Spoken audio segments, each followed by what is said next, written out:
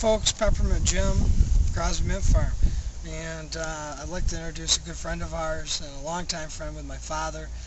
Also been in the mint business for quite a few years, Mr. Law, and he stopped out today to support us. And at this point, we'd like to just capture a few minutes of his history and what he liked about mint. Mr. Law, thank you for coming. Oh, glad to be here. Good to see you again. Good to see you. And a lot of memories, because I used to meet your dad down to the coffee shop in later years, and acquainted, and I got acquainted with the rest of you because I'd been gone from here a lot.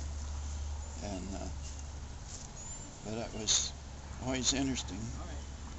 When I was young, hoeing peppermint was one of the ways that you made your living through the summertime. I probably started in about 14 years old, something like that. When I was young, I worked for Dow Huggett, which was a big mint grower too here in Michigan, and clear up to about through high school. I worked for him most all the summers in peppermint. We used to have to cut the mint. Then we had some that was ways from where the still was, so we always had to drive a truck over there and get it loaded. And but it was a good way for a young person to make a living. People forget how hard it was back in those days. The Depression was on, and you did everything you could think of to make a living.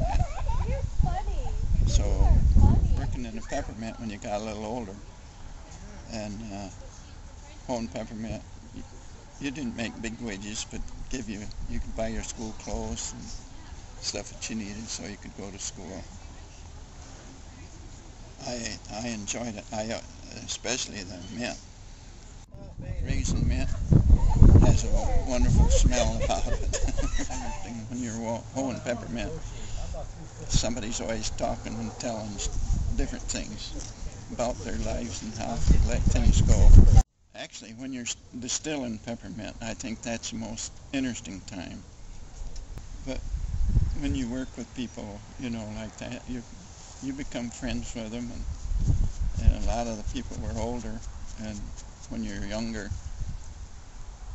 they kind of guide you along, teach you different things you shouldn't do and like that. So it was interesting growing up, working in the fields, and I was hoping that they could make out so they could keep the farm if they possibly could. I'm sure they enjoy what they're doing. Yes. And working hard to try to save it. There's a lot of discouraging things happen as we live for long years. It's been here so many years, you just hate to see it just go to something else.